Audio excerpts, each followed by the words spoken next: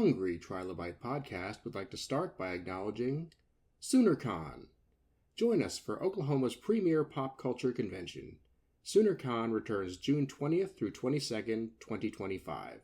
This will be the 33rd year for Soonercon, and this year will bring even more cosplay, celebrity guests, kids' workshops, gaming, comic art, and after-hours events. Visit Soonercon.com for details. On tap today, we have Vernon Smith. How are you doing, good buddy? Awesome. How are you doing? I'm doing great. So glad to see you here. You and I got to talk at Fan Expo New Orleans not too long ago, and we immediately just couldn't get out of the Star Trek groove because that is common ground for both of us. Yeah. And I definitely want to get into Trek with you here on this show. Sounds But good. I will say, I have a flag behind you. That's awesome. Thank you. Thank you. This is my way of being part of the Federation here. The flag is my way of having adventures in the world. And if you follow my Instagram feed, you'll know this flag comes down on a regular basis when I go to a convention. It frequently goes up in my hotel room once I set my bags down. Wow. Nice. Yeah. That's cool. I am always courteous enough to take it back down so the maid doesn't have to do that. Right. Just throwing that out there. Yeah. But when it comes to your artwork, I really like your style. Thank you. And I will say it's not a super modern style compared to what's at least popular right now. Yeah. But you have a style that kind of reminds me of something like Tom Grummet or John Byrne, where you're more about coloring and shading than you are about pure detail. I will take those two names any day of the week. They're very high names in my book, so I chose them carefully. Awesome. Yeah, no, thanks. I read a lot of their stuff, especially when I was younger. I mean, like Superboy and anything John Byrne, Man of Steel, I remember and his Superman stuff was when I really got into him.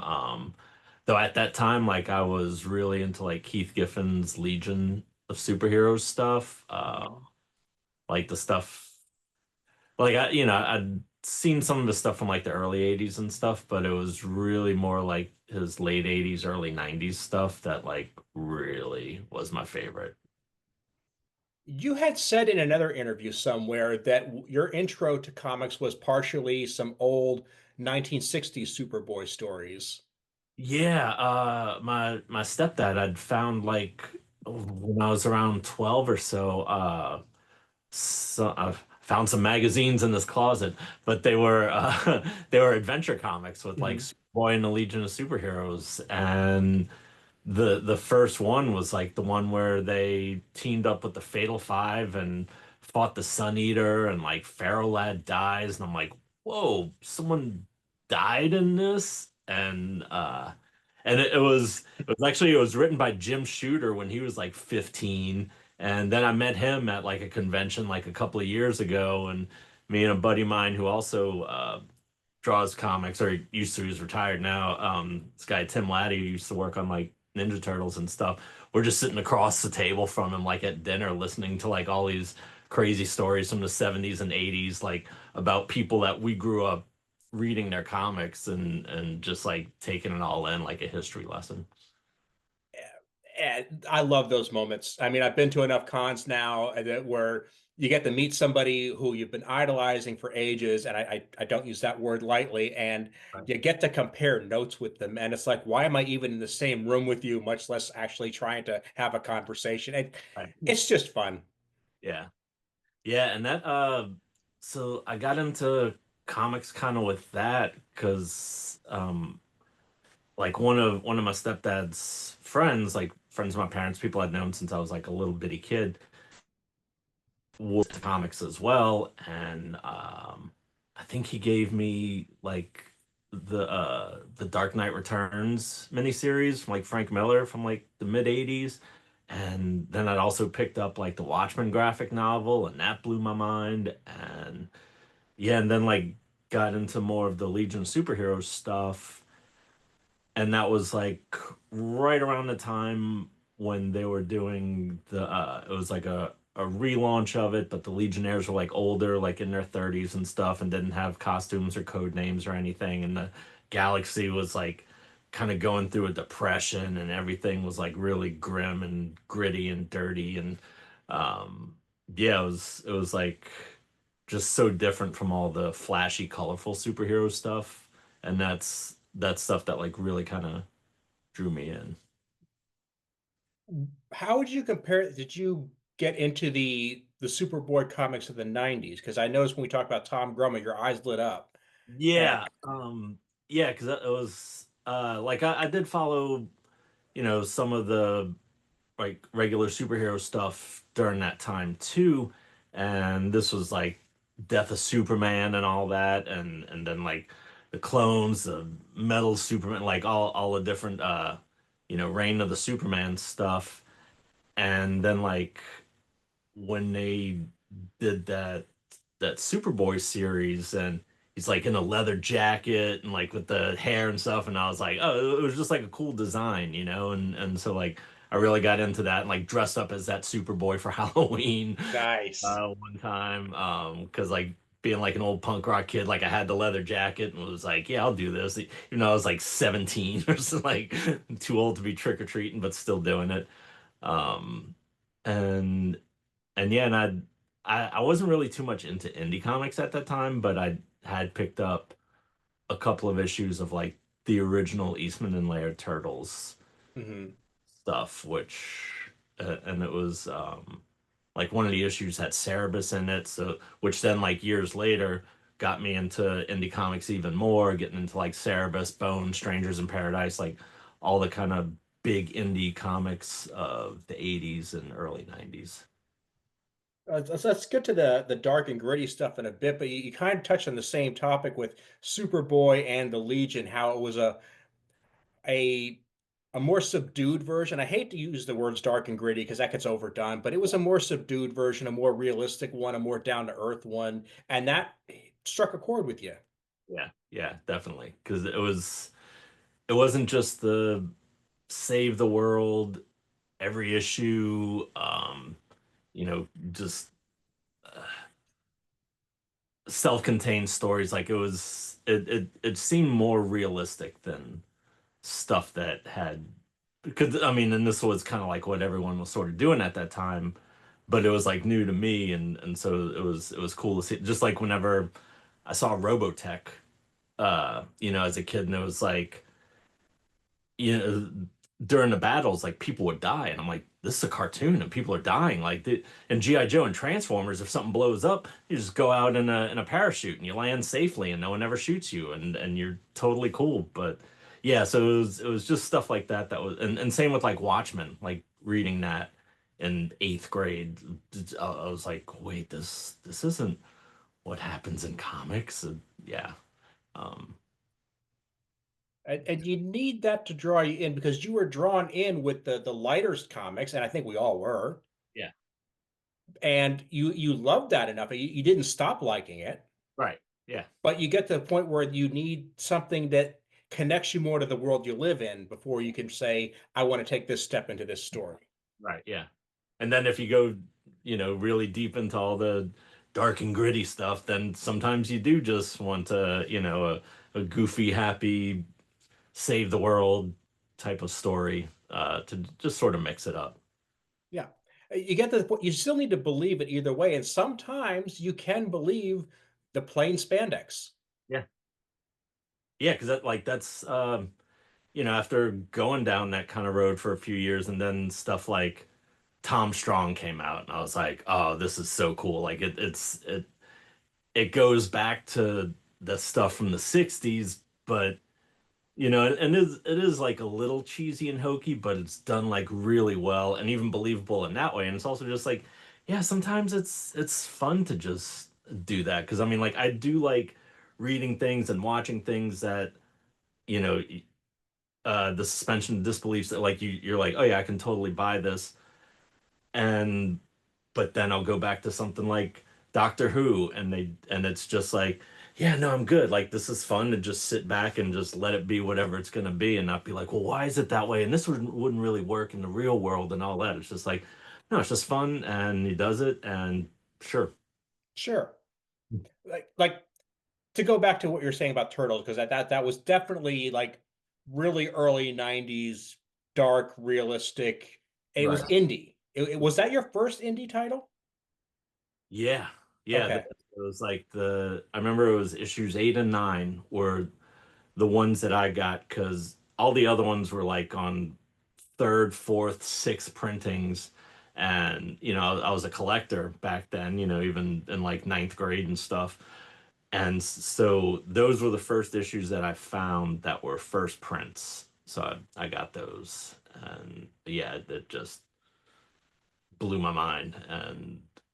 And then like being able to work on it, like, 30 years later, I was like, oh, cool. Yeah, I mean, I'm flipping through the work you did on Ninja Turtles, and I said this to you when we talked, that I really like that you're invoking the look and the feel of the Archie Comics Ninja Turtles. Yeah, that's because that's like really how I learned to draw turtles. Mhm. Because trying to draw it Eastman style would have been absolutely insane. Like there's no way I would have been doing that. Like, I wouldn't I wouldn't try and do it now, let alone like in eighth grade. And I Mhm. didn't know that they had like different types of shading film or zip tone paper that he was using for that. Um, but like the Archie comics style, like it was just really cool. It was like almost sort of a Looney Tunes style, Mhm. like if because I wasn't like really going for like the cartoon itself back then or even like now with doing the cover, even though that was based on the cartoon. But I was like, no, this is like the turtles that I drew when I was younger. And Yeah.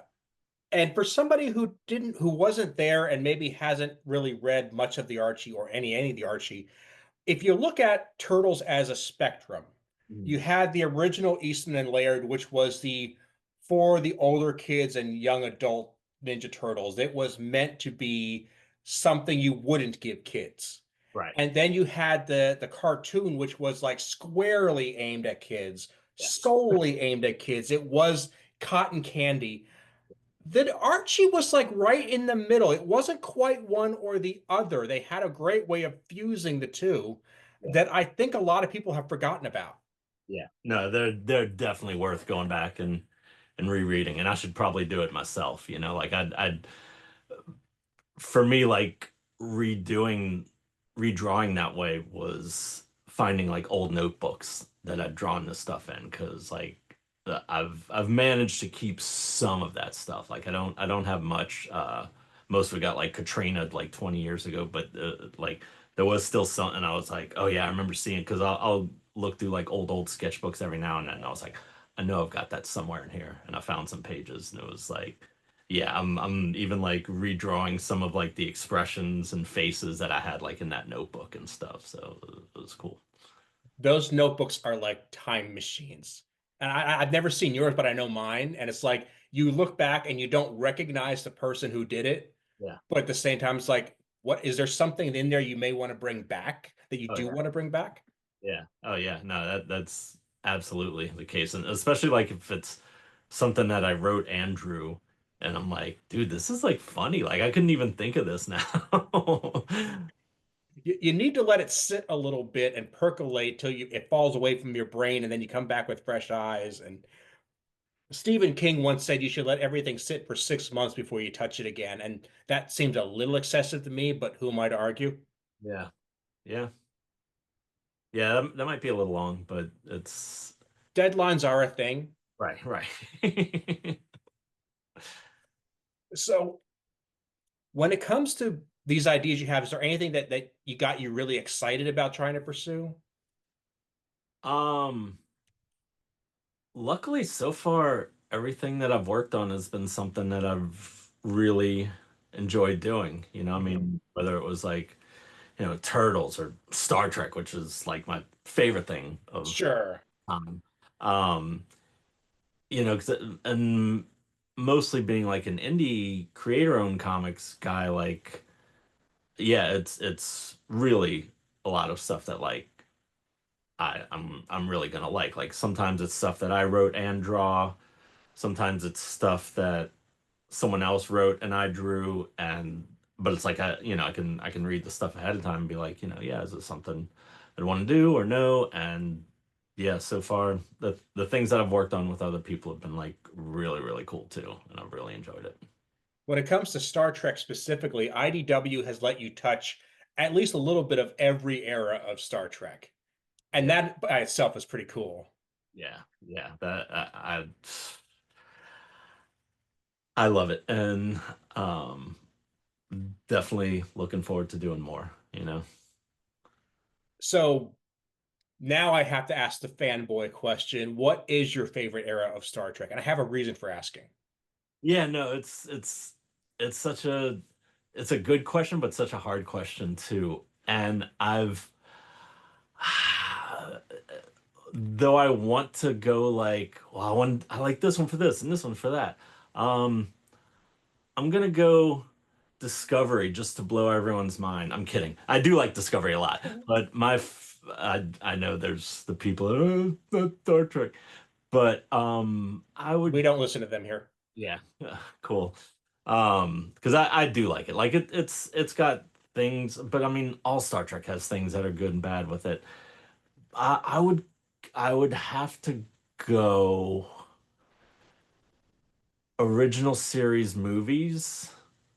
Because I really love the look, the uniforms, the ships. Um, but if I'm gonna go TV series only, I might go Voyager.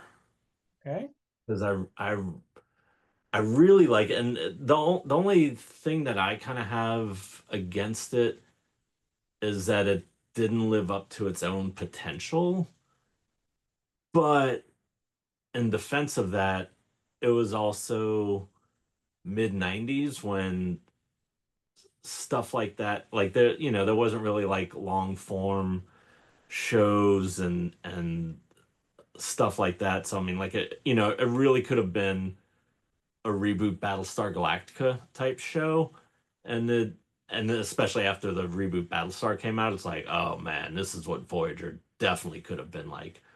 But I like it because like I mean most folks will say that like 90s Trek is like the best because it's so encompassing and so like universe building, but Voyager kind of got away from that because like Next Gen was really cool, great stories, like amazing acting, stuff that laid the groundwork for decades, but it was safe. It was like they're in the Federation, everything's perfect.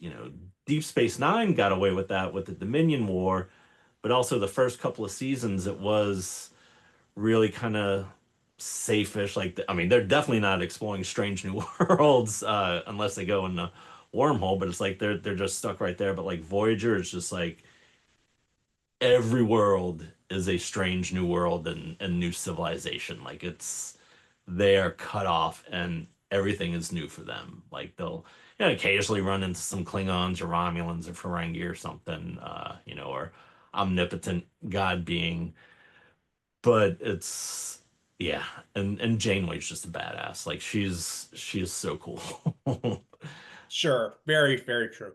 And I can't argue with anything there. I really have to commend you for pointing that out, that when you say a series didn't live up to its potential, you really have to be careful about what you think that potential was, because by definition, it's stuck in the time in which it was made.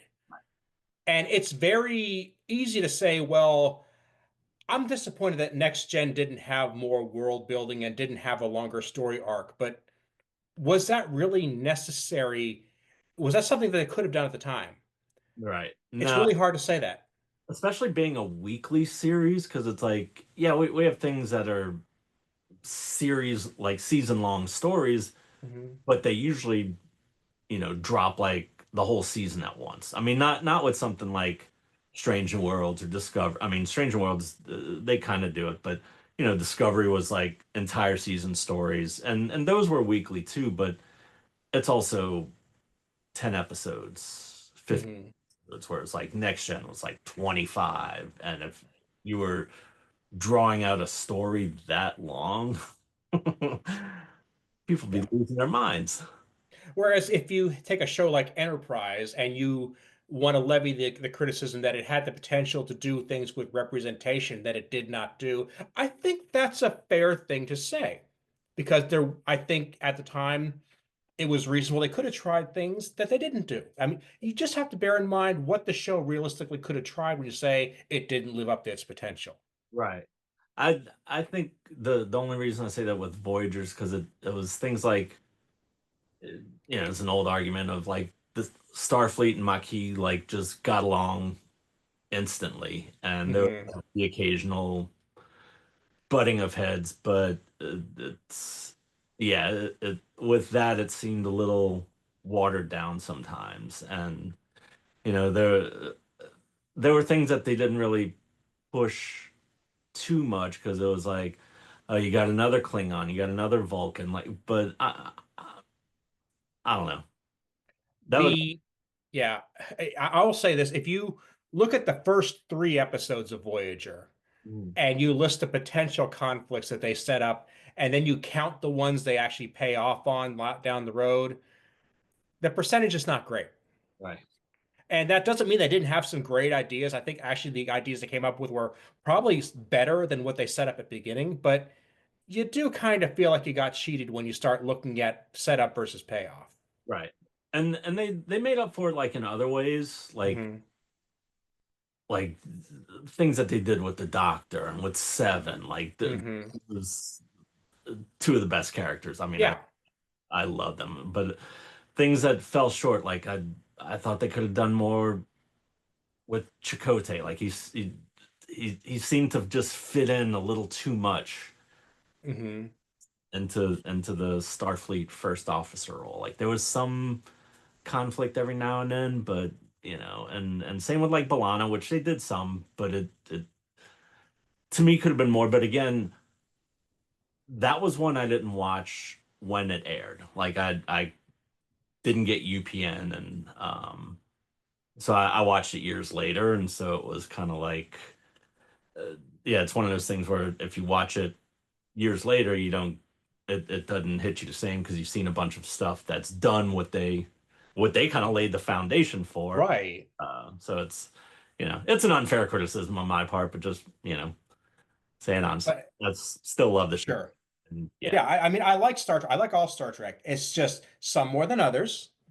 And when I levy a criticism, it's done out of love. It's done out of wanting to say, hey, maybe next time let's try this a little harder. right. Like, and that's kind of why I wanted to ask what your favorite era was, not just because I'm a geek and I like to do that, but because, if you really like Voyager and you get the chance to do a Voyager story, whether it's one panel or a whole book, Yeah. what goes through your head? How wide do you open that range of possibilities? As far as like what I'd want to like fit into it, Or, or what you feel ready to do, what you feel comfortable doing? I mean, I don't write the story, so it's kind of like yeah, whatever script they give me, I'll draw it. But it's it's kind of just I'll take whatever the story is and just try and make it the best possible. Like there's no phoning it in on it. Hmm. Like this is what I love working on more than anything. And like there's sometimes like I don't know if this comes off, but I know that I've known people who've worked on some things and it's like, yeah, this is just a job. And but then there's other times when you see people work on something and it's like you can tell like they really care about it. Like they could be drawing the comics, but also like putting in the toys that they had of the cartoon from back in the 80s, if it's something like Ghostbusters or Transformers or something like that, like things that are like, yeah, you can tell that like they really, really care about it. And that's one thing that, like I try and do, like if it was like the Turtles cover, the Star Trek stories, like throwing in things that for myself and also for anyone reading it can tell that I'm also a fan of this stuff and like yeah. I don't want to go so far as to say IDW has a monopoly on that mindset, but it is clear they are getting people who deliberately think that way and who care that much. It's a system. I've never worked there. I'm not tied to them in any way, but it's like you see it in every project. Right. Like they get people who want to be there. Yeah. And if you look at the history of Star Trek comics, Transformers comics, G.I. Joe comics, that's not always the case. And I'm not going to point fingers or name names, but you can say, yeah, if you pick this up, it was just a job for this guy, clearly. Yeah, I remember like reading Star Trek comics, and I mean, luckily I can say this without it, naming names because there's been so many publishers and people that have worked on it. But it's like I would see some that it's like, dude, did you even do the research on this? Like, just things like the rank insignias are wrong, or like just something that it's like, uh, you know, I. I know better than this. And it's like even if I was like younger, like I was like, I know that this isn't how this would be. Like, come on. And yeah, and that's not what I want to be. No. And it says something about the people buying it that the company recognizes that they can't just put anything out. They have to create it with care because it won't sell as well if they don't. Right. They recognize the fans are discriminating, and we've been accused of being very indiscriminate about what we consume. Yeah. Which I don't think is fair to us. Yeah. Yeah. And it's one thing. It's also like, because if someone comes up and buys this at a convention, I can sit there and talk about this stuff for hours, days, and yeah, I think like someone who would want to get something from someone like that instead of just like, yeah, okay, $6, like. Yeah, I had that experience at Fan Expo. Won't say who, but it was like I paid my $20. I got my signature on my thingy, and that's all it was. And that was nice, but I really do appreciate being able to do like I did with you, just walk up and say, "Hey, this is cool," and you're like, "Yeah, it is." That's better conversation. Yeah, because yeah, I could, I mean, I've had people come up and talk about this stuff, and it'll be like for 20, 30, 40 minutes, and it's like, and I'll forget. It's like, oh yeah, and if you want to buy something, sure. Like, I'm just sitting there like nerding out about talking about this stuff because it's like one of the few times I get to do that. So this is a new time in Trek where we have two different animated shows, and the animation effect is bleeding out into other shows. Animated Trek is a really recent concept, except for an experiment in the 70s that people tried to forget about for a while. But now animated Trek is legit. And I'm glad for that. Yeah. But now that asks the question, if you can do things with animated Trek, what's unique in comic book Trek that we can do that we really can't do elsewhere?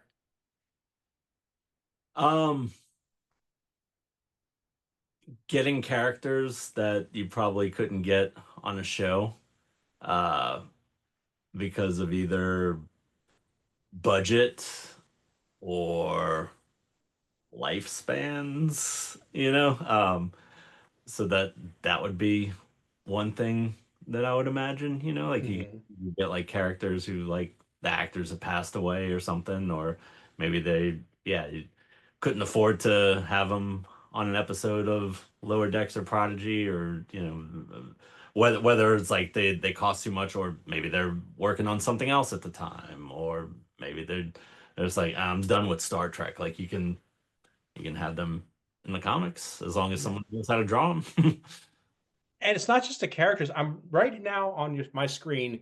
I have a montage that you drew of many, many, many different Star Trek characters on the promenade of DS9. Oh yeah. And I'm actually not looking at a single one of those characters because just the detail of the DS9 promenade to me is like calling myself home. Awesome. It's like I just want to imagine I'm standing there and all these people are in my way. Right. Yeah, that was for the Dallas. Well, depending on which one you're looking at, because initially did it for the Star Trek Dallas, like the creation people that do the Las Vegas show. Um, and that was in November, and then I updated it for their San Francisco convention that was last weekend. I'm looking at the San Francisco one right now. Yeah, they're both great, but I'd say that's the one I have in front of me here. And I said I do like just imagine because you get this right view of going straight down from the top deck down into the lower deck, and no pun intended. And you really don't get that angle very often in the show. Right. So the fact that you put that together to me is extremely clever and shows that you probably did a hell of a lot of sketching on that before you actually inked it. Yeah. Yeah. That was a mix of like screenshots and 3D models and trying to like figure out what some things were, and then just sort of doing doing the thing that I hate it as a reader, but I know is acceptable as a creator, where you just sort of you fill it in, if it's like something part of a background or something, where it's like it fills up the space, and the reader or viewer sort of fills in the blanks in their head. If it's not like exactly on model or to scale or something, but it's like, yeah, no, it gets the job done. So I know there's parts of it, because I was like, oh, I didn't know how certain parts of the things that meet up and are ovally and well, and I'm like, because I was watching this thing in not 4K on a Mhm. CRT monitor 30 years ago, so And there's something that you have to allow for yourself. I want to take as much pressure off of you as I can, because you have to realize there is a difference between the way the set was built and the way it's supposed to look on screen. right, yeah, And the two do not have to mesh, and that's not going to happen when you draw it either. right, yeah. I said to another guest a long time ago, we were talking about sitcoms, and I Mhm. said we all know the living room of our favorite sitcom characters, but in the real world, I've never gone into a living room that was trapezoidal. Right. But they need to do that so that it looks like it's right angles when it's on our TV, even though in the real world it's not. And it's the same thing with DS9, which, by the way, has much weirder angles than any living room I've ever seen. Yeah. I mean, there's the arches and the decks and the curves, and it's like the ship is a damn ring, for crying out loud. Yeah. The station is a damn ring. Yeah, no, it was absolutely insane. Like I was like, because I never really paid attention to the background, because it was like DS9. I've watched it once, maybe twice. Because like the first couple of seasons were kind of hard for me to get through, and people be like, once you get to season 4, and I'm like, I gotta watch 100 episodes. But it was like, I would, when it was originally airing, I would pick it up every now and then, and I do Mhm. remember like the last couple of seasons when it got into the Dominion War, and I remember watching like the season finale, the series finale, like when it aired, and I was like, whoa, that was good. They did good on that. Um, but yeah, then I did like a complete rewatch. I don't know, like 10, almost 15 years ago. So it was like there wasn't, it's like I knew enough of it to do it, but it wasn't one of the ones that. And I know people. I've got friends that is like their absolute favorite, and they don't even care about any of the other ones. Yeah, um, and so I was like, yeah, it wasn't things that were like ingrained into my head, like a next gen L cars panel or something like that, that I could like whip out in my sleep. But this, it was like a lot of, oh god, I gotta remember like how this went and how that goes, and then it's like, well, the main focus is the people, so if it's not exact, hopefully people will be cool with that. And I'm actually going to be doing um so I'm going, as far as I know, I'm going to be at the Las Vegas Star Trek convention this year. First Cool. ever going. And so I'm gonna be doing basically like that promenade piece, but it's going to be 3 different posters, because I know last year there was like 100, 200 people.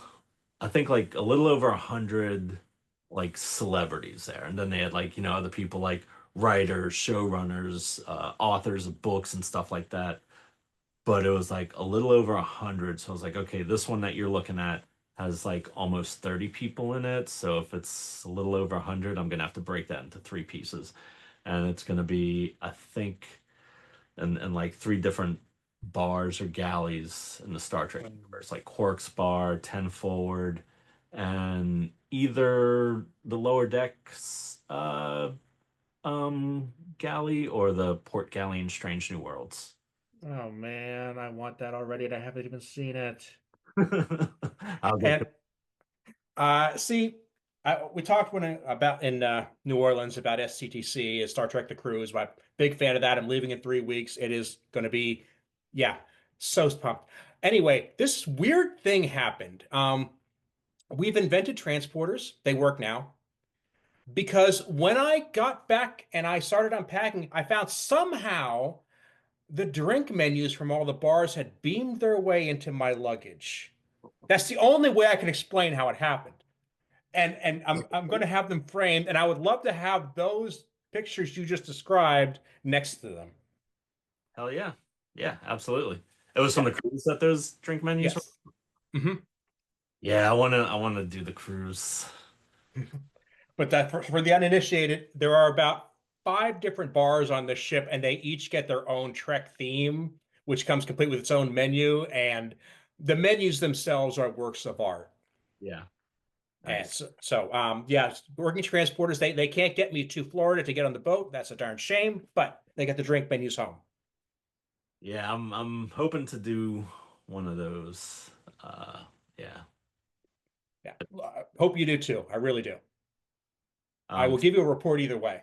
okay, cool. Yeah, I've got someone that's that I met at the Dallas show, and she's like, yeah, they ask at the end each year like for recommendations of stuff, and she's like, I'm gonna recommend that they have you there, because she was like, yeah, they have like artists there, and you were telling me that too. And I was like, yeah, if they would have me, I would totally do it. I don't even know what I would do because I don't know what they do there, but I can show you a couple samples of the stuff I brought home, and you'll if you can do this DS9 thing I'm looking at right here, you would be perfect to make the posters of that.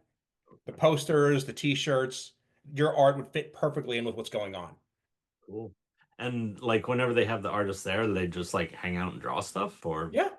okay. Yeah, there was one time we had J.K. Woodward there, and he had a big piece of parchment and was painting, literally painting Klingon designs while he had some cocktails, and people would talk to him about his technique, and he was actually doing really good talking because he said, if I don't talk, I get bored. Yeah. So we were just talking about artwork. Yeah, that dude's amazing. Yeah, Megan Levin's there, much the same thing, except this time a digital version was able to project it on the big screen TV above the promenade. Oh, cool. Yeah. Yeah, I like her stuff. She's done some Strange New World stuff as well. She did the Illyrian Enigma, I believe was the name of the miniseries, like a 5-issue miniseries. Mhm. Yeah, no, she's cool. I like her. Yeah. Phil Murphy also did the whole crew in Lower Deck Style. But yeah, that's the kind of special thing. And this is any con. I don't want to single out the crews and act like we're special. Any con where you can get unique artwork that means something like that. It's a moment in time. It's a moment in fandom, and I love it when people like you get the chance to make that. Yeah, no, I did a good bit of that for the Star Trek Dallas show too, and that was like really cool because then like in addition to that big piece, I also had like about 6 different ones that would have like the people, it's like Malcolm and Trip and Shran and Admiral Forrest from Enterprise. So I had like they were, like the actual actors were there. So like I drew them as their characters in a piece with the ship, and then like did the same for the Strange New Worlds folks and the DS9 folks, and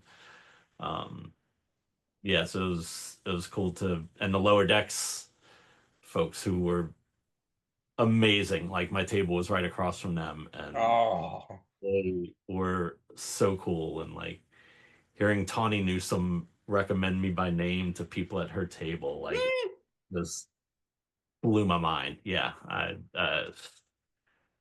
so yeah, hopefully the Vegas show will be as cool, if not cooler.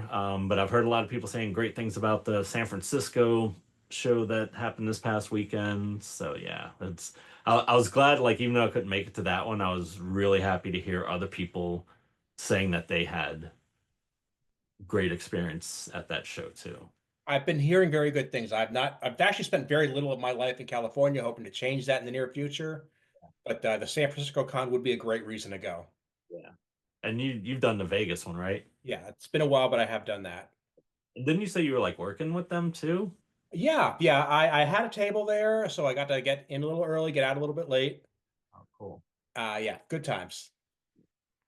That if you have never worked a con for whatever reason, whether you're volunteering, whether you get yourself a table, is a whole different experience, and you will appreciate it more at the end of the day. Yeah. But you're like working for creation, like helping run the show or something? I was working with one of the guests. Oh, okay. Oh, cool. Which one? I'll tell you off mic. Okay. Okay. But the one thing you might enjoy, I think it was one of the last convention appearances he ever did, but the gentleman who played Kalis on the original series was there. There was a Kalis on the originals? Yes. Yeah, when the Excalibans episode. Yeah. It's like Lincoln and Sura. Oh, cool. Yeah, he was there. I'm blanking on his name, so I'm really but yeah, the gentleman was there and very nice guy, had trouble finding his table. Uh-huh. And we saw him come in. We knew where his table was because we'd already been there a couple hours. I said, hey, let's walk you there. And my traveling companions don't know this dude. They don't know his character.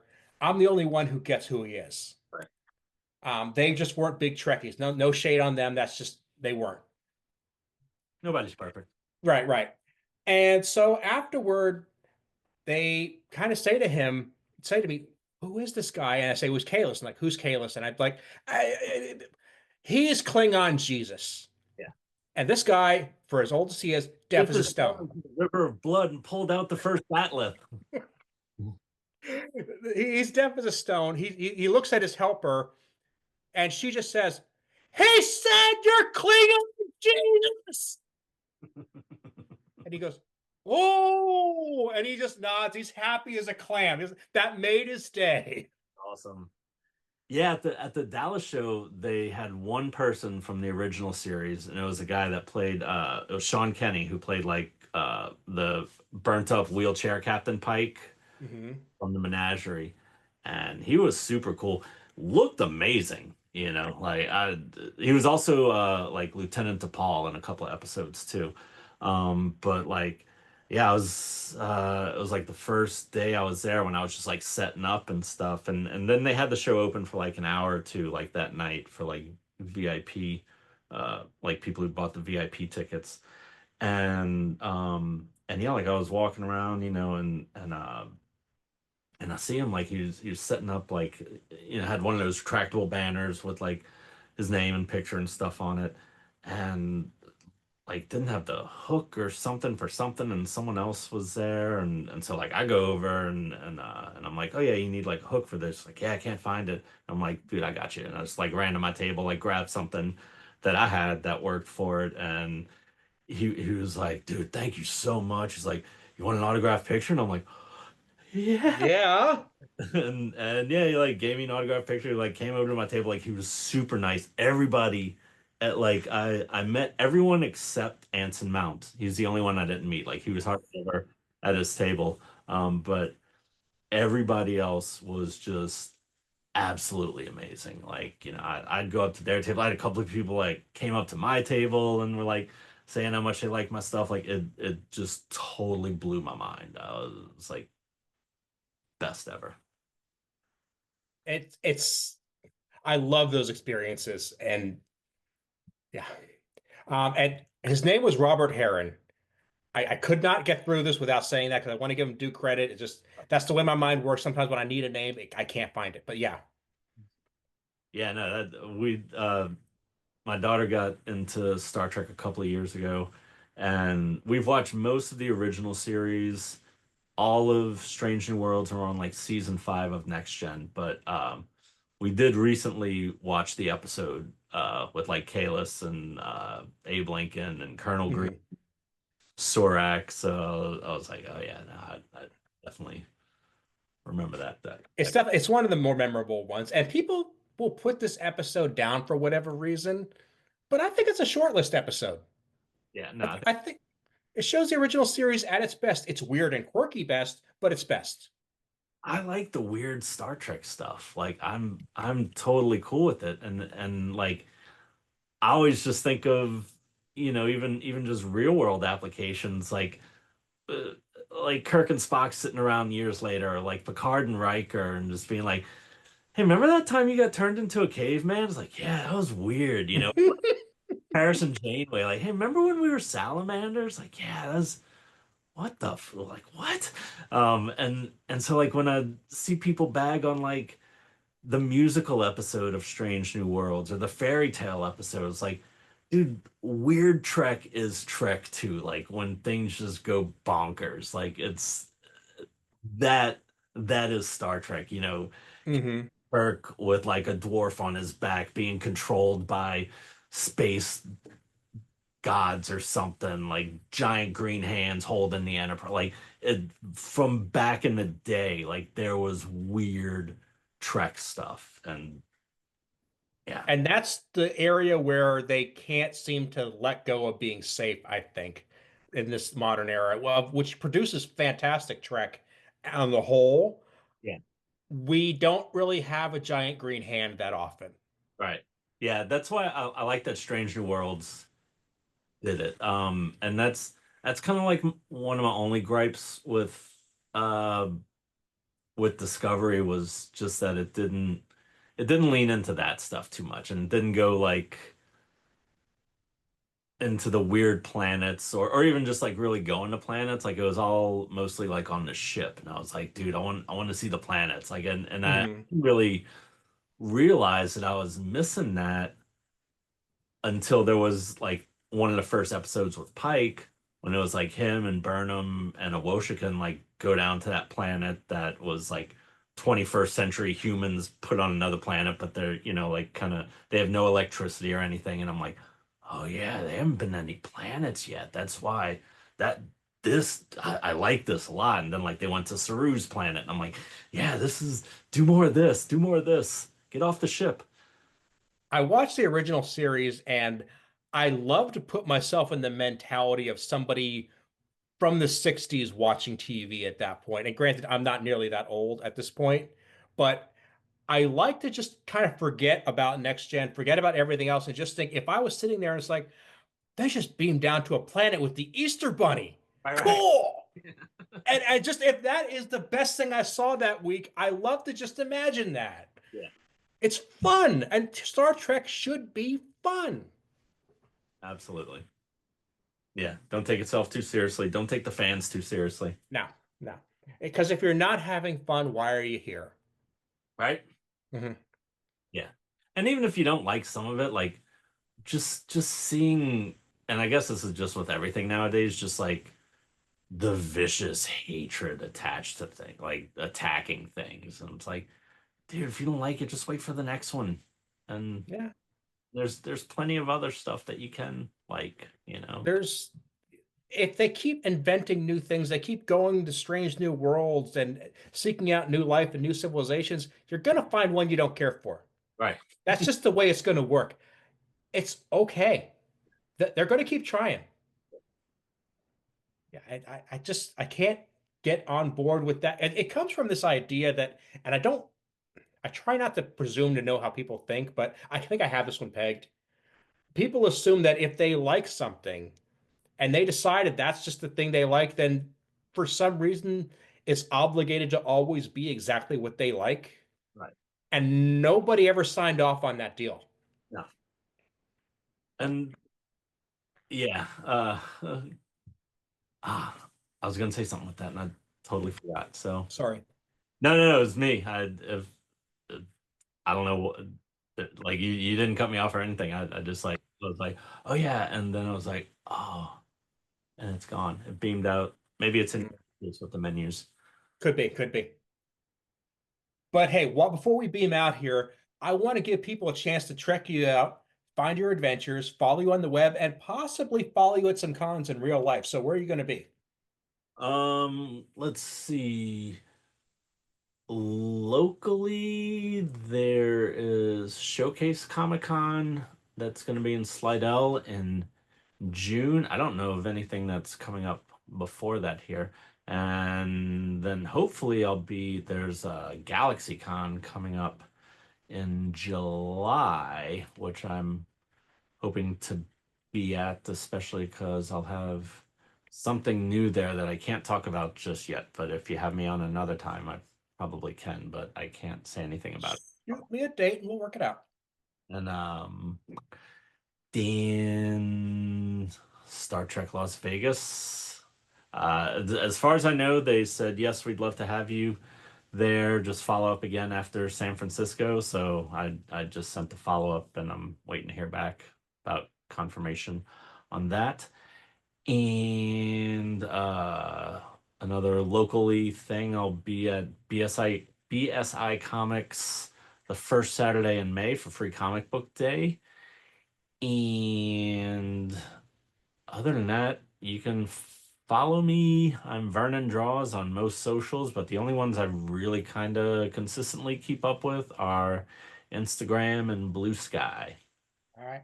I'm going to put all that on the my website, aaronbossig.com, in the show notes for this episode, everything we've talked about, all the places you're going to be, and hopefully I can get all the stuff that we mentioned here and there in as well. Vernon, thank you so much for being here. I'd be glad to have you back anytime. Live long and prosper. For having me. It was awesome. And I'm, so glad that you had me on.